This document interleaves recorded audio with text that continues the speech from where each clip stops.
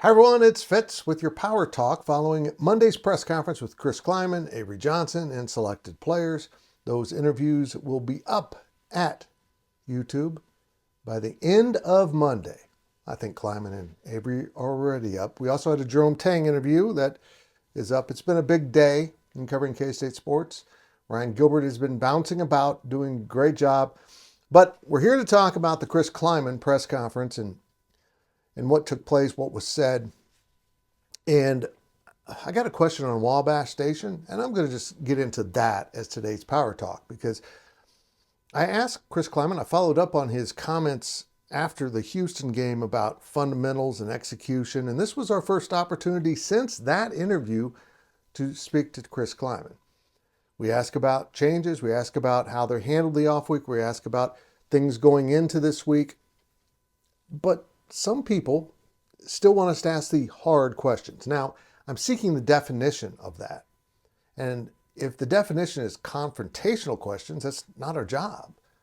We don't go into a press conference thinking like a fan and wanting to demand answers.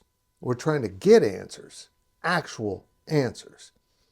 For example, if you told me go ask about the locker room problems in front of the cameras for Chris Kleiman to answer, you know what his answer will be? Oh, there's none. I don't know where you heard that.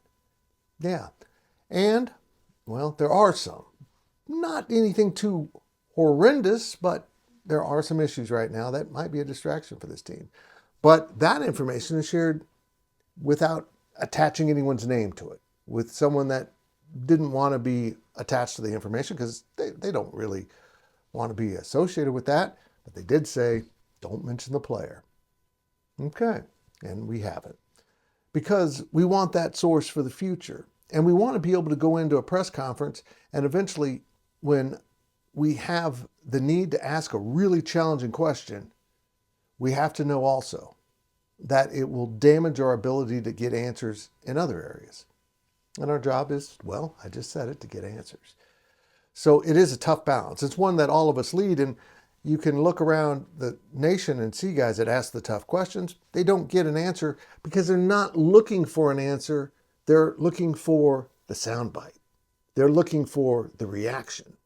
They want something good to be put on film to make the coach look bad or look emotional or look unsettled. And you know what? That's not my job. That's not my job. Even if I don't like the coach, even if I totally disagree with them, I will remain respectful to them in a setting as long as they've always remained respectful to me. And I've never had that. I've always had pretty good relationships with coaches. There's one notable exception, but there's a lot with that. And I still stand by how I handled that one.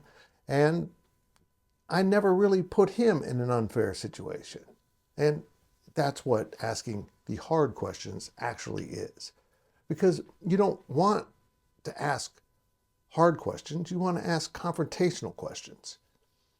Now, if you have a hard question that you think would get an answer, I want you to put it in the comments here. I really do, because it will be helpful and also instructive, because I'm going to be honest with you. And if you don't like me being honest, I'm sorry, but I'm going to tell you that question ain't going to get an answer.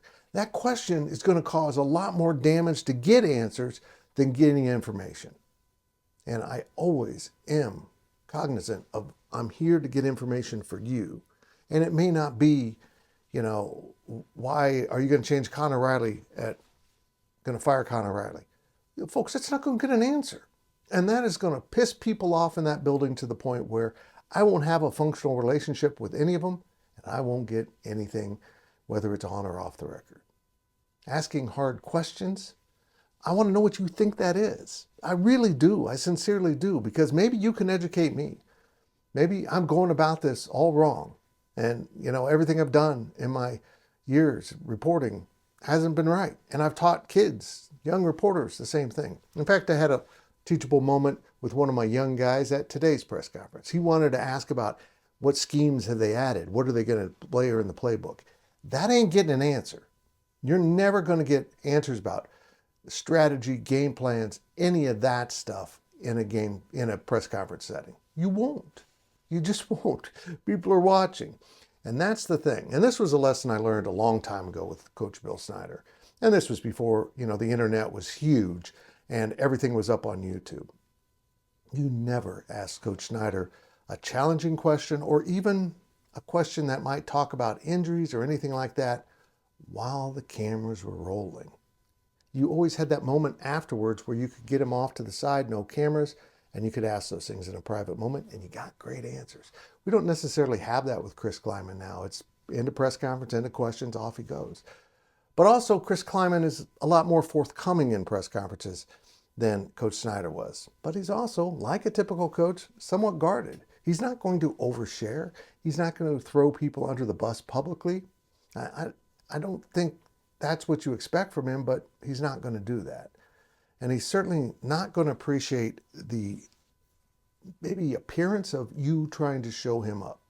And I'll tell you this, what might come across to him as you trying to show him up and put him in a bad spot might be celebrated by a percentage of your customer base. But most of them are going to be pissed off that you were making it about you and not about the football program. I've heard this often. And even when I do ask hard questions, what might be difficult questions, I still hear I'm not asking hard enough questions. So please, drop them down there in the comments, whether it's on YouTube or at GoPowerCat. I want to know, what hard question would you like to have asked? And how would you ask it? Because I'll do it. You know I will.